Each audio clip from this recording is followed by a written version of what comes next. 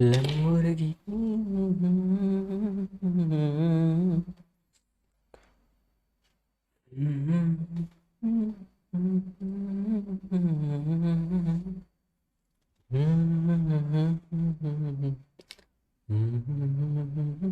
हाँ, तो welcome. Start करें। Welcome to the leadership JE. तो जितने भी बच्चे देख रहे हैं तो बेसिकली बता दें, ये आयुर्वेदोव का सेशन चलने वाला है। भयंकर बुक जिसका नाम सुन के सारे बच्चों के रोंगटे खड़े हो जाते हैं जेई एडवांस में। ऐसा कुछ टफ बुक नहीं है, लेकिन फिर भी एक हाइप बना हुआ है, खास करके क्लास 11th वाले बच्चों के बीच में। ठीक है, तो बेसिकली अब जेई एडवांस का पेपर आ रहा है, तो धीरे धीरे करते करते जेई आई रोडोव, क्योंकि इंपॉर्टेंट बुक है एक, जिसको सॉल्व करना प्रेफर करता है हर एक जेई एडवांस का एस्पिरेंट प्रेफर करता है सॉल्व करना। तो हम लोग भी सॉल्व करेंगे इस बुक को। और अभी तुमको बता देते हैं, जैसे देख लो, अभी एक वीडियो आएगी जिसमें बताएंगे कि इरोडोव के सारे क्वेश्चन जो हैं वो रिलेवेंट नहीं है। ठीक है, तो तुमको सेलेक्टेड क्वेश्चन ही सॉल्व करने हैं। ये सेलेक्टेड क्वेश्चन ये दिए हुए हैं सामने तुम्हारे, आयुर्वेदोव के इंपॉर्टेंट क्वेश्चन क्या क्या हैं। तो ये बेसिकली मैकेनिक्स का पार्ट। अब इसमें देखो कम क्वेश्चन है थोड़े से, ठीक है, लेकिन हम लेक्चर्स के दौरान जो है बताते रहेंगे कि कौन सा क्वेश्चन और भी इंपॉर्टेंट है। ये सारे क्वेश्चन हम कराएंगे, ठीक है, लेकिन अभी लेक्चर्स जब कराएंगे उसमें हम बताते रहेंगे और कौन कौन से क्वेश्चन तुम प्रैक्टिस कर सकते हो। और इस क्वेश्चंस के अलावा भी हम और भी काफ़ी सारे क्वेश्चन सॉल्व कराएंगे। ठीक है, तो धीरे धीरे ये सारे क्वेश्चन, पहले मैकेनिक्स कवर करेंगे हम लोग, फिर उसके बाद थर्मोडायनेमिक्स कवर करेंगे, फिर इलेक्ट्रोडायनेमिक्स कवर करेंगे, ऑसिलेशन वेव, ऑप्टिक्स और न्यूक्लियर फिजिक्स जो दिया हुआ है 2 पार्ट, वो अभी इसमें नहीं दिया हुआ है, लेकिन वो भी कवर होगा धीरे धीरे। ठीक है, तो ये सारे क्वेश्चन जो है आयुर्वेदोव के जेई टिल जेई एडवांस तक, या जेई एडवांस के 1 महीना पहले ही तक ये सारे क्वेश्चन कवर हो जाएंगे। तो इसको प्रॉब्लम अगर कहीं तुम लोगों को आई रोडो में है, देखो आराम से सॉल्व करो, एक एक बात समझ में आएगी। ठीक है, चलो स्टार्ट करते हैं तब वीडियो को। और हर पार्ट में कोशिश करेंगे 5 क्वेश्चन करने का, क्योंकि वीडियो जो है 40 से 50 मिनट का हो जाएगा केवल 5 क्वेश्चन में, क्योंकि रोडोव के क्वेश्चन काफ़ी लेंथी होते हैं और कॉन्सेप्चुअल होते हैं अच्छे लेवल के। ठीक है, तो हर वीडियो में कोशिश करेंगे 4 to 5 क्वेश्चन, उससे ज़्यादा नहीं, नहीं तो बोरिंग टाइप का हो जाएगा सीन। ठीक, चलो स्टार्ट करते हैं। तो आज क्वेश्चन नंबर कौन कौन सा करेंगे? आज क्वेश्चन नंबर करेंगे हम लोग question number 1, question number 3, question number 5, question number 7, question number 8। अगर वीडियो लंबा जाएगा तो बस यहीं तक रुक जाएंगे, 7 तक रुक जाएंगे, वैसे लंबा नहीं जाना चाहिए। 40 मिनट से ऊपर खींचने लगा तो फिर ये रोकना पड़ेगा, ठीक है, अगले क्लास में फिर। तो इसी तरीके से पूरा लेक्चर कवर होगा, पूरा एरोडोव कवर होगा धीरे धीरे करते करते। ठीक है, तो पहला क्वेश्चन स्टार्ट करते हैं। चलो चलो आ जाओ बच्चों लो, बच्चों लो, वाह, चलो स्टार्ट करते हैं। तो क्वेश्चन क्या है? A motor boat going downstream, मतलब मोटर बोट है जो कि डाउन स्ट्रीम में जा रहा है। डाउन स्ट्रीम का मतलब कि रिवर अगर इस साइड बह रही है, जैसे मान लेते हैं ये अपनी रिवर है, ये वेलोसिटी ऑफ द रिवर है, तो अपनी जो बोट है लगभग ये मान लेते हैं अपनी बोट है, ये बोट भी इधर ही चल रही है। ठीक है, a motor boat going down stream overcome a raft at a point ए। देखो ये अपना एक राफ्ट है। राफ्ट मतलब क्या होता है? ये अपना मोटर बोट मान लेते हैं। राफ्ट मतलब एक लकड़ी का टुकड़ा जो कि पानी में रहता है, या तुम लोग देखे होगे पुराने ज़माने में लोग उसको एज अ बोट इस्तेमाल करते थे, उसी के ऊपर बैठ के जाया करते थे, तो उसी को राफ्ट बोलते हैं। तो ये बेसिकली राफ्ट जो है ए पॉइंट पे अपना मस्त रखा हुआ है। हाँ भैया सर, सही कह रहे हैं आप, रखा हुआ है। अब motor boat going downstream मतलब पानी के साथ चल रहा है। Overcome a raft at a point A point पे ओवरकम किया। T is equal to 60 minute later it turn back and after some time pass the raft at a distance L is equal to 6 kilometre from a point A. ठीक है sir, क्या कह रहा है कि ये जो बोट है ये आगे गया, ये आगे गया गया गया गया गया, और time T is equal to 60 minute, 60 minute के बाद, टोटल 60 मिनट यानी कि 1 घंटे बाद ये जो बोट थी, ये बोट कहीं यहां पहुंच गई होगी। ठीक, ये बोट वापस लौट के आने लगी। मतलब ये जो बोट 60 मिनट तक कहां पहुंच गई, मान लेते हैं लेट से बी पॉइंट पे, मान लेते हैं ये बी पॉइंट पे बोट 60 मिनट बाद पहुंच गई, और कह रहा है लेटर इट टर्न बैक, और उसके बाद ये बोट जो है वापस से घूम गई उल्टे डायरेक्शन में, मतलब राफ्ट के डायरेक्शन में। And after some time pass the raft, और कुछ देर बाद ये राफ्ट को भी पास कर गई। तो अगर ये बोट जो है रिवर के डायरेक्शन में चल रही है और बी पॉइंट पे पहुंची, तो जाहिर सी बात है ये जो राफ्ट होगा ये भी कुछ ना कुछ डिस्टेंस आगे आ चुका होगा पॉइंट ए से। लेट से मान लेते हैं ये पॉइंट सी पे आ चुका है। ठीक, तो अब ये क्या कह रहा है? Later it turn back after some time pass the raft at a distance L is equal to 6 kilometre from the point A. और ये फिर से आके, मतलब ये जो बोट है ये घूम के आई बी पॉइंट से और सी पॉइंट पे आके मिली इस राफ्ट से अगेन। मतलब ये जो बोट है ये अब यहां आ गई है और कह रहा है कि ये बोट तब मिली जब ए और सी के बीच का डिस्टेंस जो था वो 6 किलोमीटर था। जिस बच्चों को नहीं समझ में आ रहा है सुनो ध्यान से। देखो ये जो बोट थी, ठीक है सर बोट है चल रही है सर, वहां सर रिवर के डायरेक्शन में चल रही है सर, बी पॉइंट तक पहुंच चुकी है बोट, ठीक। अब बी पॉइंट तक पहुंचने के बाद स्टार्टिंग में तो ये राफ्ट के साथ थी, साथ में चल रही थी। बी पॉइंट पहुंचने में इसको 1 घंटा लगता है और ये बोट जो है वापस से रिटर्न हो जाती है। जी सर रिटर्न हो जाती है, तो जाहिर सी बात है कि ये जो राफ्ट होगा ये भी कुछ डिस्टेंस चलेगा। क्यों? क्योंकि रिवर की डायरेक्शन इस डायरेक्शन में है, हाँ कि ना? हाँ सर बिल्कुल है। तो ये राफ्ट जो है अपना सी पॉइंट पे पहुंच चुका है और क्वेश्चन में ये कह रहा है कि ये जो राफ्ट है जब 6 किलोमीटर दूर था पॉइंट ए से, जो कि उसका इनिशियल पॉइंट था, तब ये जो बोट है इस राफ्ट से वापस से मिलती है, हाँ कि ना? तो पूछा क्या है, find the flow velocity assuming the duty of the engine to be constant. अच्छा सर ठीक है, क्या कह रहा है कि तुमको क्या करना है, velocity of the velocity, find the velocity assuming the, तुमको क्या करनी है, वेलोसिटी बतानी है। आओ सर वेलोसिटी कैसे निकाले सर, आओ देखते हैं। तो टाइम जो था, ये जो बोट का टाइम था, टाइम ऑफ द बोट कितने घंटे चला, 1 घंटे चला। जी सर बिल्कुल सर। अब ये टाइम ऑफ द बोट जो था 1 घंटे चला, देखना बड़ा आसान क्वेश्चन है, बड़ा छोटा सा क्वेश्चन है। 1 घंटे तक चला, बी पॉइंट तक पहुंच गया। अब ये वापस से जा रहा है पीछे के डायरेक्शन में राफ्ट से मिलने जा रहा है सर। अब मिलने जा रहा है, वाह। तो अब जब 1 घंटा आगे चला तो स्टार्टिंग में क्या था, राफ्ट के साथ साथ चल रहा था। तो जब वापस से सी पॉइंट पे मिलेगा तो 1 घंटा तो आगे गया और 1 घंटा फिर पीछे, मतलब टाइम जब बी तक पहुंचने के लिए टाइम कितना लगा, 1 आवर, और घूम के वापस आने में टाइम ऑफ सी फिर से 1 घंटे लगेंगे, हाँ कि ना? क्या लिखा है, find the flow velocity assuming the duty of the engine to be constant. Flow velocity का मतलब क्या है? फ्लो वेलोसिटी मतलब कि ये जो बोट है जिस वेलोसिटी से फ्लो कर रहा है, अब उस फ्लो में क्या होगा, वो सारे कुछ मिक्स हो जाएंगे, जो रिवर के वेलोसिटी है, जो बोट की इंजन की वेलोसिटी, वो सारे कुछ। तो वेलोसिटी ऑफ फ्लो तुमको बताना है। तो वेलोसिटी क्या होता है, velocity of flow is basically distance upon time. तो सिंपल सा यही वाला फंडा अपने को अपनाना है, velocity of the flow is basically distance upon time. और क्या बोला है अपने को, find the velocity assuming the duty of the engine to be constant. ठीक है सर। तो अब देखो वेलोसिटी ऑफ फ्लो अपने को चाहिए और यहां पे जो टाइम है ये टोटल टाइम है। वेलोसिटी ऑफ फ्लो निकाल रहे हैं कब, वेलोसिटी ऑफ फ्लो निकाल रहे हैं कब से कब तक के लिए, ये बोट बी तक गई और वापस सी तक आई, तो इसमें टोटल टाइम कितना लगा, तो यहां पे टोटल टाइम लगा 2 आवर्स। पूछो क्यों 2 आवर्स लगे, क्योंकि यहां पे स्टार्टिंग में बी पॉइंट तक पहले गया बोट तो 1 घंटा लगा, ये तो क्वेश्चन में दिया है। तो जब ये बोट स्टार्ट किया था बी पॉइंट तक जाना, तो क्या ये ए के साथ ही स्टार्ट किया था? हाँ सर बिल्कुल सर, ए के साथ स्टार्ट किया था। तो जब ये वापस आएगा तो क्या ये जो राफ्ट है जब सी पॉइंट तक पहुंचा होगा तो भी ये क्या इससे 1 घंटा बाद ही मिलेगा? अरे यार तुम लोगों को नहीं समझ में आ रहा है।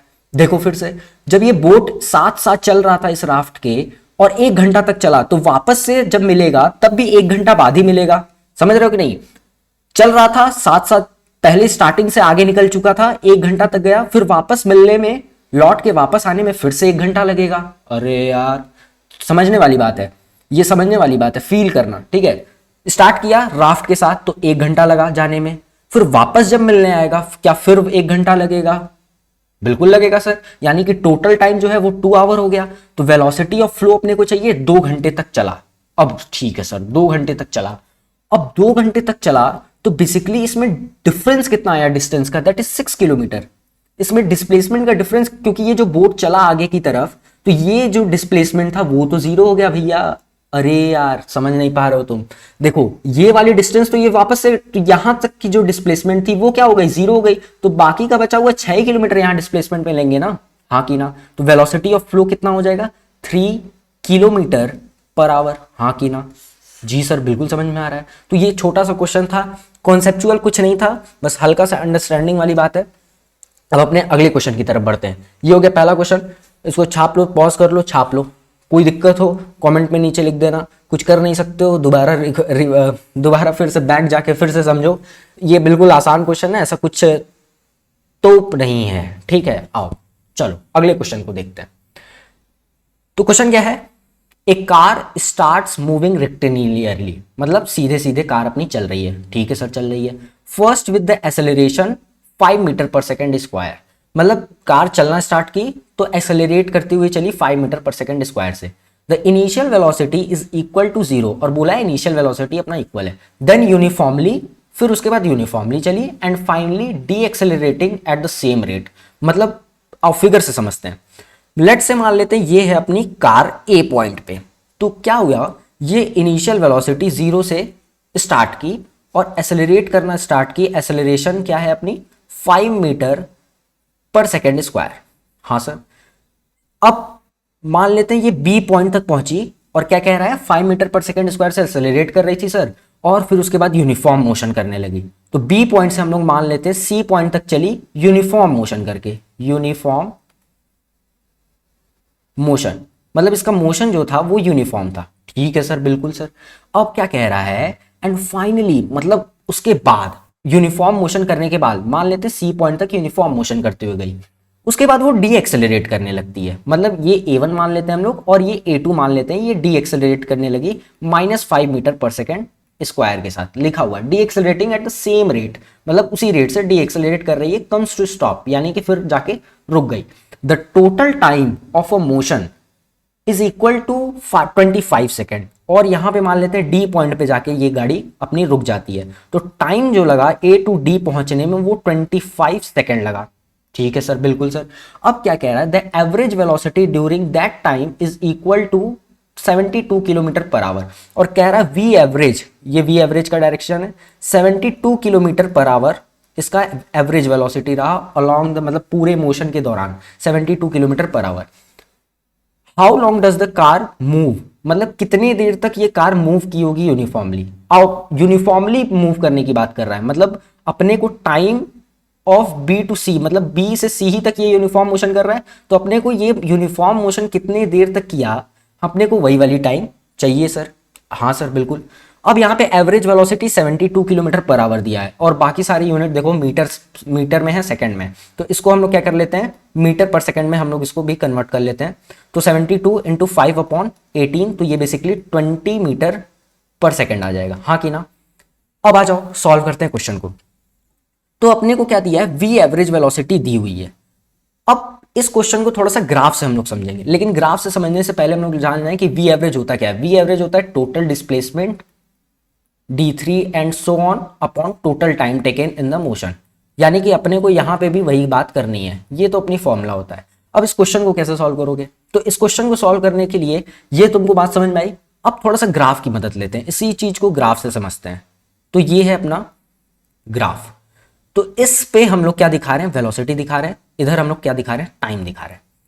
तो क्या कह रहा है कि यहां पे एक्सेलरेट कर रही है 5 मीटर पर सेकंड स्क्वायर तक, तो मान लेते हैं हम लोग कि ये जो है t1 टाइम तक ये क्या किया 5 मीटर पर सेकंड स्क्वायर से एक्सेलरेट करता हुआ पहुंच गया यहां पे, ठीक।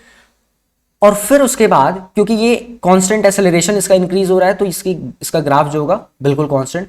अब यहां पे यूनिफॉर्म मोशन कर रहा है, यानी कि स्ट्रेट लाइन ग्राफ, और ये यूनिफॉर्म मोशन किया t2 टाइम तक, और फिर डी एक्सेलरेट करके अपने पोजीशन पे चला गया। तो अब अपने को क्या चाहिए, total distance upon total time चाहिए, और अपने को टाइम कौन सा चाहिए भैया, बी टू सी वाला टाइम चाहिए। हाँ सर बी टू सी वाला टाइम चाहिए, आओ देखते हैं। मतलब ये वाला टाइम अपने को चाहिए, ये वाला टाइम इंटरवल, क्यों, क्योंकि इसी टाइम इंटरवल में ये यूनिफॉर्म मोशन कर रहा है। तो मान लेते हैं कि इसकी जो मैक्सिमम वेलोसिटी अचीव्ड हुई थी वो हुई थी v0, ठीक है। अब ध्यान से समझना, बारी साथ साथ चलना, क्वेश्चन में समझ में आएगी सारी एक एक बात। अब देखो जो t1 टाइम था, ये वाला टाइम जितना लगा, ये लेट से मान लेते हैं t0 लगा, तो ये एक्सेलरेट किया 5 मीटर पर सेकंड स्क्वायर तक, फिर उसके बाद 5 मीटर पर सेकंड स्क्वायर तक से 0 जा रहा है। तो क्या अपने सिमेट्री के हिसाब से ही अगर ध्यान से देखो तो क्या ये वाली भी टाइम जो होगी वो क्या t0 हो जाएगी। अरे यार तुम लोग को नहीं समझ में आ रहा है, ये वाली टाइम t0 हम लेट किए हैं क्योंकि ये 5 मीटर पर सेकंड स्क्वायर से पूरा एक्सेलरेट करते हुए गया। तो क्या सिमेट्री से भी समझ सकते हो तुम लोग कि ये वाली टाइम अगर t0 है यहां से यहां तक अगर 5 मीटर पर सेकंड स्क्वायर से एक्सेलरेट कराने वाली, तो क्या ये वाली भी टाइम t0 होगी, मतलब क्या ये वाली भी टाइम t0 हो जाएगी, हाँ कि ना। हाँ सर बिल्कुल हो जाएगी। तो ये वाली टाइम कितनी बची, तो ध्यान से देखो ये वाली टाइम बची 25 - 2 t0। क्यों, क्योंकि टोटल टाइम जो है, टोटल टाइम वो तो 25 है। अगर ये टी नॉट है, ये टी नॉट है, तो ये वाली टाइम कितनी हो जाएगी, 25 माइनस 2 टी नॉट हो जाएगी। अब अपने को एवरेज वेलोसिटी दिया हुआ है, अगर हम लोग ये टी नॉट अगर पता कर ले, सिर्फ टी नॉट, तो क्या अपने को सारा काम हो जाएगा? हाँ सर बिल्कुल सर, सारा काम हो जाएगा। आओ पता करते हैं। तो ये वी एवरेज तो अपने को कितना दिया हुआ है, 20 मीटर पर सेकेंड स्क्वायर, ये वी एवरेज अपने को दिया हुआ है। अब अपने को टोटल डिस्टेंस बताना है, तो टोटल डिस्टेंस होता क्या है, तो हम लोग ये वीटी कर्व क्यों बनाए, तो एरिया अंडर जो वीटी कर्व होता है, एरिया अंडर वीटी कर्व, वो क्या देता है, डिस्टेंस देता है, या डिस्प्लेसमेंट बोल सकते हो, डिस्प्लेसमेंट देता है। एरिया अंडर वीटी कर्व क्या देता है, डिस्प्लेसमेंट देता है। तो अपने को क्या करना है, ये डिस्टेंस टोटल चाहिए कि कितना डिस्टेंस ट्रेवल किया है, तो अपने को क्या करेंगे, ये वाली एरिया जो है फाइंड कर लेंगे। अब इस एरिया को पता करने का दो तरीका है, हो जाएगा। एक तरीका कि तुम डायरेक्ट क्या करो, इसको एरिया ऑफ ट्रेपेजियम लगा दो, पूरा ये ट्रेपेजियम है तो एरिया पता चल जाएगी। और एक तरीका क्या है कि तुम इन दोनों ट्रायंगल्स की एरिया निकालो और फिर उसके बाद इस रेक्टेंगल की भी एरिया निकाल लो, मतलब तीनों के एरिया को ऐड करना है। तो हम लोग निकालते हैं, तो area of shaded region, shaded region, area of shaded region, तो हम लोग क्या करेंगे, वो लगाएंगे हाफ बेस। बेस कितना है, देखो यहाँ पे बेस जो है टी नॉट है, बेस इंटू हाइट, हाइट कितनी है, वी नॉट है, देखो वी नॉट है सर। ठीक है सर, अब आगे बढ़ते हैं। प्लस क्या ये भी, ये वाली भी एरिया यही हो जाएगी, तो क्या हम लोग यहाँ से यहाँ पे डायरेक्टली 2 से मल्टीप्लाई कर सकते हैं, यहाँ पे 2 से मल्टीप्लाई कर, तो 2 से 2 कैंसिल, प्लस में आते हैं। क्या ये रेक्टेंगल की भी एरिया ऐड कर लेते हैं, तो रेक्टेंगल की एरिया लेंथ इंटू ब्रेथ, यानी कि 25 माइनस 2 टी नॉट इंटू ये कितना है, वी नॉट है, तो यहाँ वी नॉट लिख लेते हैं, वी नॉट। अब आ जाओ बात करते हैं, ये जो वी नॉट है ये मैक्सिमम वेलोसिटी अचीव्ड है। अब आ जाओ, area of the shaded reason हो गया ये टी नॉट वी नॉट। अब आ जाओ आगे बात करते हैं, ये एरिया ऑफ शेडेड रीजन कितना हो गया, v naught t naught plus 25 v naught minus 2 t naught v naught. हाँ की ना, हाँ सर बिल्कुल सर। अब आगे बात करते हैं, तो ये एरिया ऑफ शेडेड रीजन क्या हो गया, ये हो गया 25 वी नॉट। बोर मत होना, बोर मत होना बिल्कुल भी, क्योंकि ये चैप्टर ही वैसा है कि जो आपको बोर, चैप्टर क्या है, ये क्वेश्चन सारे इतने लेंदी होते हैं कि वो थोड़े से बोरिंग हो जाते हैं। तो ये क्या हो गया 25 वी नॉट, और इसको सॉल्व कर लो, क्या आ जाएगा, वी नॉट टी नॉट। अब इसमें से क्या करो, एरिया ऑफ शेडेड रीजन अभी हम लोग फाइंड आउट कर रहे हैं, वी नॉट को कॉमन ले लो, ये हो जाएगा 25 माइनस टी नॉट। हाँ की ना, जी सर बिल्कुल सर। अब ये बात हो गई क्लियर। अब आगे की तरफ बढ़ते हैं। हम्म हम्म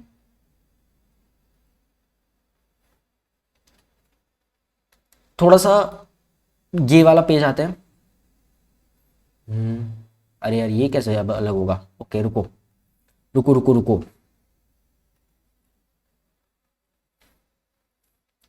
हम्म,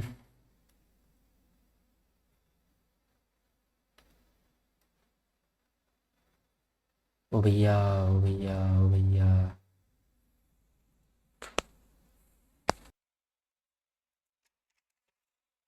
यहाँ पे पेज कैसे, पेज पेज पेज पेज कैसे होगा, कैसे होगा, कैसे होगा। पेज, नया पेज। चलो देखो, अब कहां तक हम लोग पहुंचे थे, कहां तक बात पहुंची थी, बात यहां तक पहुंची थी कि यहां पे ये आ गया अपना, ये क्या है, area of the shaded region है, v naught 25 minus t naught. ठीक है सर, तो अब आते हैं नए पेज पे। हाँ, तो नया पेज क्या कहता है कि जो वी नॉट है, मतलब v average is equal to total distance, मतलब टोटल डिस्टेंस क्या था, area of the shaded region, वो क्या था अपना, देख लेते हैं। Area of the shaded region क्या था, 25, area of the shaded region 25 minus t naught into v naught, 25 minus, इसको इरेज कर लेते हैं पहले, ये इरेज हो गया भैया अपना। चलो, तो अब देखो, तो v average is equal to क्या था, v average is equal to total distance यानी कि 25 माइनस टी नॉट, ये जो है वी नॉट बाहर, upon total time. Total time तो भैया 25 था, वी एवरेज अपने को 20 दिया हुआ है, सिंपल सा क्वेश्चन है, अब इसके बाद कुछ नहीं बचा है। तो 25 माइनस टी नॉट अपॉन यहाँ पे 25 फिर से यहाँ पे ले जाते हैं, मल्टीप्लाई कर देते हैं इंटू वी नॉट। अब अपने को वी नॉट भी चाहिए कि वी नॉट क्या होगा, तो वी नॉट कुछ नहीं होगा, acceleration is equal to distance velocity upon time. तो वी नॉट अपने को चाहिए, तो v naught is equal to acceleration कितना है, एक्सेलरेशन अपने को 5 मीटर पर सेकेंड स्क्वायर दिया हुआ था, और टाइम जो है ये टी नॉट होगा। कैसे ये, यानी कि वी नॉट जो होगा वो 5 टी नॉट के इक्वल आ जाएगा। कैसे देख लो, ये जो है यहाँ पे एक्सेलरेट किया तो वी नॉट वेलोसिटी अचीव किया, और टी नॉट टाइम के लिए तो समझ गए होगे, एक्सेलरेशन 5 मीटर पर सेकंड स्क्वायर, और टाइम कितना लग रहा है अपने को, टाइम लग रहा है अपने को टी नॉट। तो यहाँ वी नॉट की जगह हम लोग क्या करेंगे, इसको मल्टीप्लाई कर लो, ये आएगा 2 5 10, ये आएगा 500, ठीक है, और ये आएगा 25 माइनस टी नॉट, और वी नॉट की जगह हम लोग क्या पुट कर देंगे, 5 टी नॉट। अब आ जाओ 500 इज इक्वल टू, इसको सॉल्व कर लो, इसको सॉल्व करोगे 25, ये 125 टी नॉट, और ये फिर minus of 5 t naught square. हाँ कि ना, हाँ सर। अब क्या करो, इसको इधर लेते आओ सारों, तो ये हो जाएगा 5 t naught square, 5 t naught square, इसको भी इधर 125 t naught plus 500 is equal to 0। ये अपने को एक इक्वेशन मिल गई, हाँ सर मिल गई। अब यहां से हम लोग क्या करेंगे, टी नॉट की वैल्यू पता कर लेंगे। अब देखो, हम कैलकुलेशन ज़्यादा नहीं सॉल्व करेंगे, यहां से हम लोग क्या करेंगे, टी नॉट की वैल्यू पता कर लेंगे, और अपने को क्या चाहिए, अपने को ये वाला टाइम चाहिए, यानी कि 25 माइनस 2 टी नॉट, जो कि यूनिफॉर्म मोशन वाला टाइम है। यहाँ पे लिखा है how long does the car move uniformly, मतलब यूनिफॉर्मली कितने देर तक मूव की, तो उसका टाइम क्या है 25 माइनस 2 टी नॉट। तो यूनिफॉर्मली कितने देर तक मूव की कार, यूनिफॉर्मली उसका टाइम कितना है 25 माइनस 2 टी नॉट। अब अपने को यहाँ से जब टी नॉट, ये क्या है, time of the uniform motion, तो अपने को यही time of the uniform motion चाहिए, तो यहाँ से अपने को टी नॉट हम लोग निकालेंगे, इसकी 2 वैल्यू आएगी। अब 2 वैल्यू कैसे आएगी, तुम लोग को पता है ये क्वाड्रेटिक इक्वेशन है, सॉल्व कर लो, यहाँ से टी नॉट की 2 वैल्यू आएंगी, दोनों वैल्यू को पुट करो और चेक करो कि टी नॉट टी यू किस पे आ रहा है, ठीक है। शायद एक वैल्यू जो है वो माइनस होगी और दूसरी वाली क्या होगी, प्लस होगी, तो प्लस वाला तुम रेफर कर सकते हो और आगे क्वेश्चन में अप्रोच कर सकते हो, इसके आगे तुम सॉल्व करोगे, एक एक क्वेश्चन सॉल्व नहीं होंगे, सॉरी क्वेश्चन तो सॉल्व होंगे, उनके प्रॉब्लम उनके कैलकुलेशन सॉल्व नहीं होंगे, वो तुमको करना होगा। अब आते हैं नए क्वेश्चन की तरफ, उसको पहले रुको, उसको नोट डाउन कर लो, पहले पॉज करके एक बार नोट डाउन कर लो इसको, और फिर ये आपका भाई, ये पहले पॉज करो और इसको नोट डाउन करो। और जो अच्छे से पूरा सिलेबस पढ़ा होगा, जो अच्छे से क्वेश्चन को प्रैक्टिस किया होगा, उन्हीं को समझ में आ रहा होगा, और थोड़े से अगर जिन बच्चों का आईक्यू तेज है उनको भी समझ में आ रहा होगा, अगर वो अच्छी प्रैक्टिस नहीं की है तो वो अपने अपने खोपड़ी पे डिपेंड करता है, ठीक है। आ जाओ अगले क्वेश्चन पे बात करते हैं। नेक्स्ट क्वेश्चन क्या है, 1.5, अगले क्वेश्चन की तरफ। 2 particle 1 and 2 move with the constant velocity v1 and v2, ठीक है भैया। क्या कह रहा है कि एक पार्टिकल है, ये पार्टिकल 1 है, और क्या कह रहा है पार्टिकल 2 है, move with the constant velocity v1 and v2, बढ़िया से मूव कर रहे हैं, आहा, ये v1 से और ये v2 से मूव कर रहे हैं, and the initial moment their radius vector R equal to r1 and r2। कह रहा है कि 2 पार्टिकल हैं सर, वाह सर वाह, और ये r1 वेक्टर और r2 वेक्टर पे रखे हुए हैं इनिशियली, और क्या कह रहा है, how must these 4 vector be interrelated for the particle to collide. अच्छा सर, मतलब ये जो v1 वेलोसिटी वाला वेक्टर है, v2 वेलोसिटी वाला वेक्टर है, r1 वेलोसिटी r1 वेक्टर है, और जो r2 वेक्टर है, ये चारों वेक्टर आपस में कैसे कनेक्टेड है, तब के केस में जब ये पार्टिकल आपस में जाके कोलाइड हो रहे हैं। वाह सर, मतलब क्वेश्चन क्या कह रहा है कि 2 पार्टिकल हैं, दोनों पार्टिकल को फेंका गया है और उनका पोजीशन वेक्टर दिया हुआ है, तो कोलाइड कर रहा है, तो जाहिर सी बात है कोलाइड कर रहा है, यानी कि एक पॉइंट पे कहीं ना कहीं जाके मीट कर रहा होगा। हाँ सर बिल्कुल सर, मीट कर रहा होगा, क्यों, क्योंकि सर कोलाइड कर रहा है। तो अब इसको थोड़े से अलग तरीके से, मतलब ये चला होगा, यहां से चला होगा और ये भी यहां से चला होगा, दोनों साथ में चले होंगे, और ये मान लेते हैं पी पॉइंट पे जाके कोलाइड कर रहे हैं, यानी कि सेम पॉइंट पे आके मीट कर रहे हैं। अब बात करते हैं, तो इसको थोड़ा सा ग्राफ पे इसको प्रेजेंट करते हैं, क्योंकि ये सब काम जो है ग्राफ पे ही आसानी से हो पाएगा। तो क्या कह रहा है कि इनिशियली में एक पहला पार्टिकल जो था वो r1 वेक्टर पे रखा हुआ था, ठीक है सर, और दूसरा पार्टिकल जो था वो r2 वेक्टर पे रखा हुआ था, ठीक है सर, मतलब ये r1 वेक्टर और ये r2 वेक्टर, ठीक है सर। अब बोला कि ये पार्टिकल को फेंका गया, दोनों पार्टिकल को, और ये दोनों पार्टिकल जो है कोलाइड किए, जाहिर सी बात है कोलाइड किए होंगे तो सेम पॉइंट पे मीट किए होंगे, तो मान लेते हैं पी पॉइंट पे मीट किए होंगे, तो इनका जो रिजल्टेंट डिस्टेंस होगा उसको हम लोग मान लेते हैं आरपी होगा, हाँ कि ना, रिजल्टेंट डिस्टेंस, और ये v1 वेलोसिटी से चला होगा और ये अपना v2 वेलोसिटी से चला होगा। हाँ सर बिल्कुल चला होगा। यानी कि जो रिजल्ट rp होगा रिजल्टेंट, वो क्या होगा, वो होगा, देखो क्या होगा वो पहले होगा r1 वेक्टर प्लस, और यहां पे देखो क्या लिखा है, टू पार्टिकल्स। देखो इसमें कंफ्यूज होने वाली कोई भी बात नहीं है, ठीक है, इसलिए कंफ्यूजन वाला क्वेश्चन मत क्रिएट करना। तो ये मान लेते हैं इसको लगा होगा टाइम अपना, इसको इस v1 इस जो पार्टिकल फर्स्ट है इसको टाइम मान लेते हैं, ये p पॉइंट तक पहुंचने में t1 लगा होगा, और इस पार्टिकल को मान लेते हैं टाइम कितना लगा होगा, t2 टाइम लगा होगा। अब बात ये है कि ये t1 टाइम लगा, t2 टाइम लगा, और दोनों फेंके गए तो कोलॉइड किए, तो क्या दोनों कोलॉइड अगर दोनों कोलॉइड किए तो क्या दोनों सेम टाइम के लिए चले होंगे? अरे यार, मतलब क्या T1 जो होगा वो T2 के इक्वल होगा, यानी कि इसको हम लोग मान सकते हैं कि ये T0 के इक्वल होगा। क्यों सर? क्योंकि ये दोनों आपस में क्या किए हैं, P पॉइंट पे जाके कोलॉइड किए। हाँ कि ना? हाँ सर बिल्कुल कोलॉइड किए हैं, यानी कि सेम टाइम के लिए ये दोनों चले होंगे। तो अब RP जो होगा वो R1 प्लस ये पहले पार्टिकल के लिए, ये किसके लिए? फर्स्ट पार्टिकल के लिए। ये फर्स्ट पार्टिकल के लिए हम लोग केस लिख रहे हैं, ध्यान से देखना।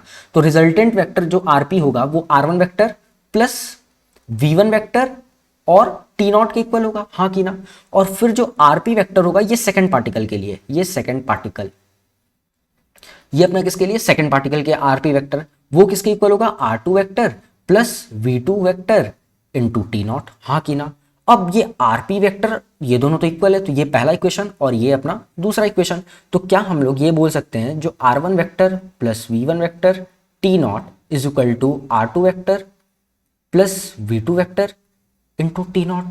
अरे यार कोई दिक्कत नहीं है? हाँ सर आइए, तो ये क्या हम लोग बोल सकते हैं r1 वेक्टर, अब इसको सॉल्व करने वाली बात है और कुछ नहीं है, v2 वेक्टर t0 माइनस में v1 t0 ये वेक्टर है, ठीक है। अब अगला स्टेप क्या होगा? r1 वेक्टर माइनस में r2 वेक्टर अपॉन ये हम लोग तीसरा इक्वेशन इसको मान लेते हैं, ठीक है।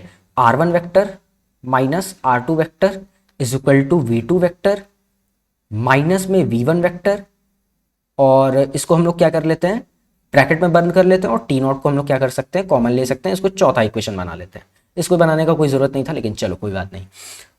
तो अब यहां से हम लोग क्या कर रहे हैं, r1 vector minus r2 vector v2 vector minus v1 vector is equal to क्या हो जाएगा? t0 हो जाएगा। हाँ कि ना? ये हो सकता है ये स्टेप के बाद ये स्टेप आए। अब ध्यान से देखो, ये जो t0 है बेसिकली, ये t0 जो है मैग्नीट्यूड है। हाँ कि ना? ये t0 क्या है? अपना मैग्नीट्यूड है। तो क्या आपने को मैग्नीट्यूड लगाना होगा, क्योंकि टाइम बोलता है भैया हमको डायरेक्शन वायरेक्शन से कोई मतलब नहीं है, हम तो बस चलेंगे। हाँ कि ना? तो चलो, तो ये जो t0 है क्या वो सिर्फ और सिर्फ मैग्नीट्यूड है? हाँ सर मैग्नीट्यूड है। तो क्या हम लोग यहाँ पे t0 की जगह ये पूरा मैग्नीट्यूड वाली बात रख सकते हैं? हाँ सर रख सकते हैं, बिल्कुल रख सकते हैं, रख दो।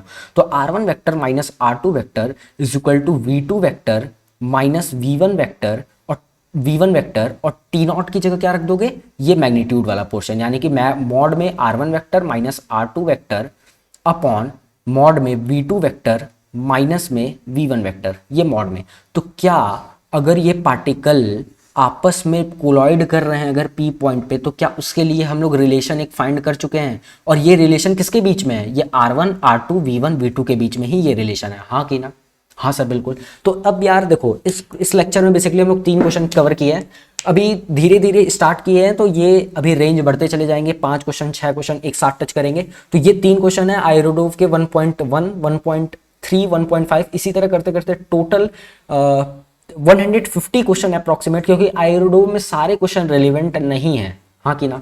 सारे क्वेश्चन रिलेवेंट नहीं है, तुमको सारे क्वेश्चन लगाने की जरूरत नहीं है, और टाइम उतना नहीं है कि तुम सारे क्वेश्चन लगाने बैठो, क्योंकि अगर सारे क्वेश्चन आयरोडोव के लगाने बैठ गए तो लगभग 6 से 7 महीने निकल जाएंगे, और क्वेश्चन इतने लेंदी होते हैं, इतने टफ होते हैं कि टफ नहीं होते हैं, थोड़े से कॉन्सेप्चुअल होते हैं कि एक बार में सॉल्व नहीं होते हैं। लेकिन आयरोडोव की प्रैक्टिस करना चाहिए एडवांस के लिए, काफ़ी अच्छा हो जाता है, क्योंकि एडवांस में भी कुछ इसी तरीके के क्वेश्चन आते हैं। 18 क्वेश्चन होते हैं, अगर एवरेज मान के चले तो एक घंटा एक चैप्टर, 18 क्वेश्चन मतलब ऑन एन एवरेज होते हैं। इस तरह 20 भी हो सकते हैं, वो डिपेंड करता है कि पेपर कितना ज़्यादा डिफिकल्ट और लेंदी है, ठीक है। वैसे ज़्यादा भी दे सकते हैं, लेंदी भी दे सकते हैं, वो उनकी मर्जी है, उनके पेपर, वो अपना पेपर डिसाइड करेंगे। तो इस लेक्चर के लिए 3 क्वेश्चन, अब धीरे धीरे धीरे धीरे सारे करते करते जेईई एडवांस के पेपर के 1 महीने पहले तक सारे आयरोडोव के क्वेश्चन खत्म हो जाएंगे, और आई होप कि समझ में आ रहा होगा, और ये उन्हीं बच्चों को समझ में आ रहा होगा जो कि अच्छे से पढ़ाई किए हुए हैं, क्योंकि तुम लोग देखोगे तो ये जो तीनों क्वेश्चन सॉल्व करा है इसमें कोई ऐसा खतरनाक कॉन्सेप्ट नहीं है, या जो कॉन्सेप्ट अच्छे से समझाया जाता है कोचिंगों में वो भी उतना अच्छे से नहीं इस्तेमाल किया गया। केवल बेसिक्स सी बातें, जो छोटी छोटी बातें हैं वही इस्तेमाल की गई है। देखो इस क्वेश्चन में भी नहीं, ना कोई बड़ा कॉन्सेप्ट है, नहीं इस क्वेश्चन में कोई बड़ा कॉन्सेप्ट है, नहीं इस क्वेश्चन में बड़ा कॉन्सेप्ट है, लेकिन ये नहीं इस क्वेश्चन में भी बड़ा कॉन्सेप्ट है। ठीक है, सारे बेसिक्स हैं, लेकिन अभी अच्छे अच्छे कॉन्सेप्ट वाले क्वेश्चन आएंगे, क्योंकि काइनेमेटिक्स जान ही रहे हो, काइनेमेटिक्स थोड़ा सा बोरिंग हो जाता है बच्चों के लिए, क्योंकि 9th में भी काइनेमेटिक्स, 10th में भी 10th में नहीं 11th में फिर आके काइनेमेटिक्स थोड़ा सा प्रोजेक्टाइल आएगा तब इंटरेस्टिंग होगा। और रुको, और कौन कौन से क्वेश्चन तुम लोग प्रैक्टिस कर सकते हो तब के लिए, ठीक है रुको बता देते हैं। ये तो अभी 1.7 और 1.8 तो हम सॉल्व कराएंगे। तुम लोग क्वेश्चन नंबर 9 भी प्रैक्टिस कर सकते हो, 12 भी प्रैक्टिस कर सकते हो, 13 भी प्रैक्टिस कर सकते हो, क्वेश्चन नंबर 4 भी प्रैक्टिस कर सकते हो, क्वेश्चन नंबर 5 भी प्रैक्टिस कर सकते हो, और क्वेश्चन नंबर 6 भी प्रैक्टिस कर सकते हो। ठीक है, ऐसा नहीं कि ये कराने के बाद हम ये सारे क्वेश्चन नहीं कराएंगे, लेकिन जो क्वेश्चन हम सेलेक्ट किए हैं वो तो हम पक्का कराएंगे, और ये भी क्वेश्चन हम सॉल्व करा सकते हैं, इसकी गारंटी नहीं ले सकते हैं, लेकिन हाँ करा सकते हैं इसको भी सॉल्व। तो 4, 5, 6 और 9, 12, 13 ये क्वेश्चन भी सॉल्व करो, इरोडोव का अच्छा क्वेश्चन है, सॉल्व हो जाएगा। ठीक है, तो बंद करते हैं इसके लिए, और वीडियो को सब्सक्राइब, चैनल को सब्सक्राइब कर लो, क्योंकि इसी तरह से वीडियो आते रहेंगे नोटिफिकेशन मिलने के लिए। ठीक है, गुड बाय। और कोई डाउट हो, कुछ भी हो, कमेंट नीचे करो, लाइक दबाओ, सब कुछ करो। ठीक है, बाय।